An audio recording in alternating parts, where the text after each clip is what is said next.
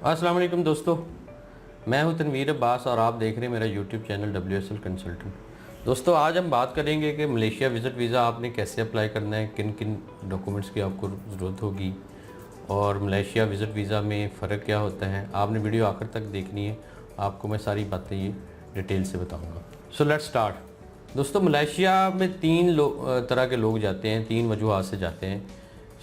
एक तो ये है कि वो स्टूडेंट वीज़ा पे जाते हैं और स्टडी जाकर करते हैं। दूसरे वो हैं जो टूरिस्ट वीज़ा पे जाते हैं और मुख्तलिफ़ टूरिस्ट प्लेसेस को विज़िट करते हैं।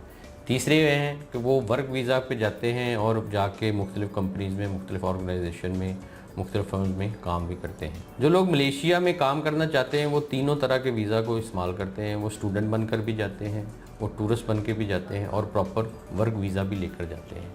लेकिन आज हम डिस्कस करेंगे कि अगर आप टूरिस्ट पे जाते हैं तो आपने कैसे टूरिस्ट वीज़ा अप्लाई करना है और किस तरह से आपको वो कौन कौन सी डॉक्यूमेंट्स चाहिए होंगी। इसके अलावा आपने अप्लाई करने का प्रोसेस क्या है। दोस्तों, टूरिस्ट वीज़ा दो तरह के होते हैं। एक होता है ई वीज़ा और दूसरा है स्टिकर वीज़ा। ई वीज़ा में आपको सारे डॉक्यूमेंट्स आपको मलेशिया के पोर्टल में, जो उनका एम्बेसी का पोर्टल है, उसके अंदर अपलोड करने होते हैं और फ़ीस भी आपने जो है उसके अंदर ऑनलाइन ही पे करनी होती है और वो आपको कुछ दिनों के 7 डेज़ के अंदर अंदर आपको वो प्रोसेस करके आपको वीज़ा आइदर दे देंगे या आपको रिफ्यूज़ कर देंगे। अगर वीज़ा मिलता है तो वो आपको एक पेपर की फॉर्म में मिलता है, जिसको हम ई वीज़ा बोलते हैं। दूसरा है स्टिकर वीज़ा। स्टिकर वीज़ा में आप क्या करते हैं कि आप किसी वीज़ा ड्रॉप बॉक्स के ज़रिए अपने डॉक्यूमेंट्स एम्बेसी को भेजते हैं। वो ड्रॉप बॉक्स वाला उसको फ़ीस भी पे करते हैं। वो ड्रॉप बॉक्स वाला आपके जाके डॉक्यूमेंट सबमिट करवाता है और देन आपको विदिन 7 to 10 डेज़ के अंदर अंदर आपको वीज़ा मिल जाता है। तो ये सारा प्रोसेस होता है। अब हम आते हैं कि आपको डॉक्यूमेंट्स कौन कौन से चाहिए। दोस्तों, आपको ई वीज़ा अप्लाई करना हो या आपने स्टिकर वीज़ा अप्लाई करना हो, दोनों में एक ही तरह के डॉक्यूमेंट्स जो है ना वो चाहिए होंगे। सबसे पहले आपको वैलिड पासपोर्ट चाहिए होता है। आपको 4 जो है ना वाइट बैकग्राउंड की पिक्स चाहिए होती हैं। पर्सनल बैंक स्टेटमेंट चाहिए होती है जिसका एंडिंग बैलेंस कम से कम 2 लाख रुपए हो और इसके अलावा जो पर्सनल बैंक स्टेटमेंट कम से कम 3 माह पुरानी होनी चाहिए। अकाउंट मेंटेनेंस लेटर भी आपको चाहिए होता है, आपको बैंक से लेना पड़ेगा, जिसके ऊपर प्रॉपर जो है बैंक के स्टैम्प और सिग्नेचर वगैरह हों। बिज़नेस डॉक्यूमेंट्स आपको चाहिए होंगे जिसके अंदर आपका बिज़नेस डिटेल हो, आपने क्या कर रहे हैं, क्या आपका जॉब है, क्या आपका प्रोसेस है। इसके अलावा अगर आपको टैक्स डॉक्यूमेंट्स मिल जाएँ तो वो भी आपको चाहिए होगा।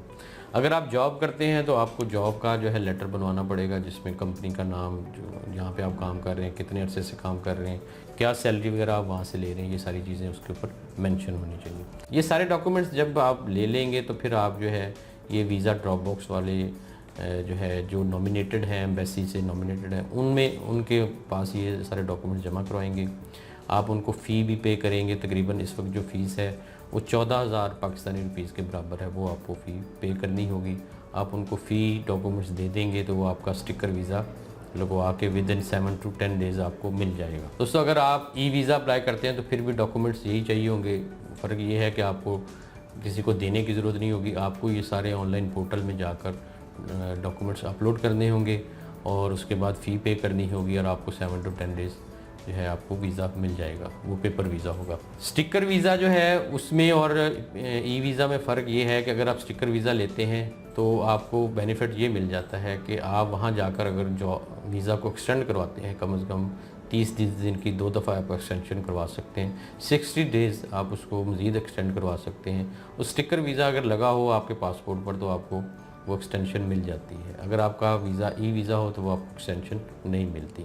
इसलिए अगर आप वहाँ जाकर मज़ीद स्टे करना चाहते हैं 30 दिन के ऊपर जाकर, 30 डेज़ के बाद आपको और दिन चाहिए वहाँ स्टे करने के लिए, तो आप स्टिकर वीज़ा ही अप्लाई करें और स्टिकर वीज़ा ही लेकर जाएं, वो आपको ज़्यादा बेनिफिट होगा। दोस्तों, अगर इसके अलावा आपके कोई डॉक्यूमेंट्स मिसिंग हैं, लेट्स सपोज जैसे आपकी बैंक स्टेटमेंट नहीं है, आपके पास जॉब लेटर नहीं है या कोई बिज़नेस के डॉक्यूमेंट्स नहीं है, तो इसका ये है कि आप से जो है वीज़ा ड्रॉप बॉक्स वाले से बात करें।